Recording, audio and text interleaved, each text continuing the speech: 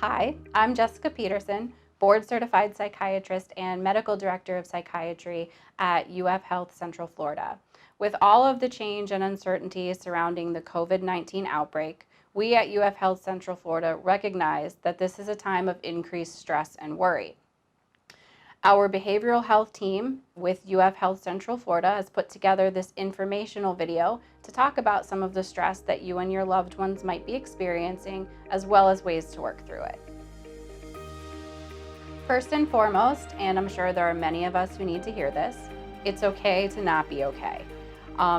During times of increased stress, such as this pandemic, one of the biggest sources of anxiety can actually come from the pressure that we put on ourselves. We're quick to mandate that we're able to be everything to everyone. We don't take into consideration the fact that our finances may not be stable, we may be out of work, our kids might be home from school. So now we're tasked with being a full-time employee from home, as well as a full-time teacher. We tell ourselves that we have to have picture-perfect meals ready 3 times a day. And now we've got all this extra time at home, so why aren't we working out or maybe pursuing some higher education online? Let me be the first to say that despite what you may see on social media, this is not realistic. We need to stop putting all this pressure on ourselves and recognize that it's okay to go into what I refer to as survival mode, where we are just doing the bare minimum to get by, and that's all right. We need to be kind to ourselves and recognize that we're doing great. While we suspect that most of us are dealing with increased stress, there might be some of us who are actually dealing with an increase in depression and anxiety. To discuss this, we invite Dr. Juan Rios, board certified psychiatrist with UF Health Central Florida, to discuss the signs and symptoms of depression and anxiety, as well as ways to treat them. Good afternoon. My name is Dr. Juan Rios. I am a psychiatrist at UF Central Florida Health, and I am here today to talk to you about depression and anxiety. These two conditions often overlap. In fact, 50% of people who suffer from depression also suffer from anxiety. Within the context of depression, some people suffer from what's called anxiety distress. These two conditions often present themselves with people feeling very tense, have trouble concentrating, they're very irritable, they have racing thoughts, and they have no confidence in themselves. They catastrophize. They think that the future won't be there for them, and they do not feel confident that they can handle what's coming to them. They try to look at the future as in the same way that they are feeling now, with feelings of depression and anxiety, thinking that the future is going to be that way. So how do we differentiate between these two conditions? Well, let's talk about depression first. What are some of the common symptoms of depression? Well, some people have trouble falling asleep or staying asleep, or they wake up too early. So insomnia is one of the top symptoms of depression, and also of anxiety, by the way. Other people feel very fatigued, lack energy, and tend to oversleep, and that's called hypersomnia. They have no energy. You can also suffer from trouble concentrating. You cannot focus. You cannot read a magazine or a book or a document that you have to read. You'll find yourself procrastinating. You may have loss of appetite and lose weight, or you may have hyperphagia, which is an increase in appetite. So there is a disbalance there between loss of appetite and excessive appetite. Other thoughts include lack of self-worth, lack of self-esteem, lack of self-confidence. You just don't feel up to doing the things that you used to handle before quite well. Some people lost what's called their libido or sexual drive and have no interest in relationships. They tend to isolate and keep to themselves. They alienate themselves. And finally, some people get suicidal thoughts. Those suicidal thoughts can be fleeting thoughts that come in and out sporadically. But at its very extreme, some people begin thinking about how to do harm to themselves and begin planning or engage in what's called parasuicidal behaviors. What are parasuicidal behaviors? Well, cutting themselves, burning themselves, practicing having an accident while they are driving, or even thinking of drowning themselves. Those are parasuicidal behaviors, especially if you go down to the beach and you find yourself walking into the water.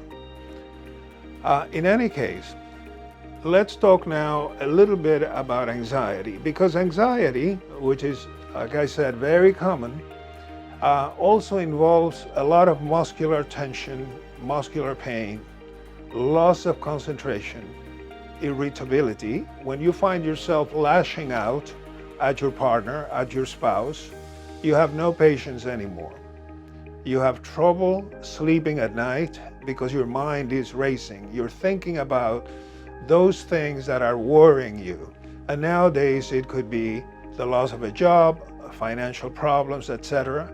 And you wake up in a state of panic. So, what do we do about these two conditions? Well, you have options. First, you should talk to your primary care physician about how you are feeling, and maybe consider seeing a therapist, a counselor, or a psychiatrist. For instance, in the case of depression, if you go on feeling depressed, you're going to start thinking that you are exactly what these distorted thoughts tell you that you are. There's an impact on your personality, on your self-esteem. And this will have an impact on the quality of your life and your relationships. So you have to do something about it. And it's an illness, it's a condition that is very treatable, and it involves a set of neurotransmitters that can be helped with appropriate medication. There's also the option of going to counseling or therapy. The most successful therapy for depression and for anxiety is called cognitive behavioral therapy, or CBT. And this involves restructuring or changing your thinking. When you are so depressed that you have automatic dysfunctional thoughts that interrupt your everyday life and affect your self-esteem, this can be a very big problem, because then it really has very little to do with reality.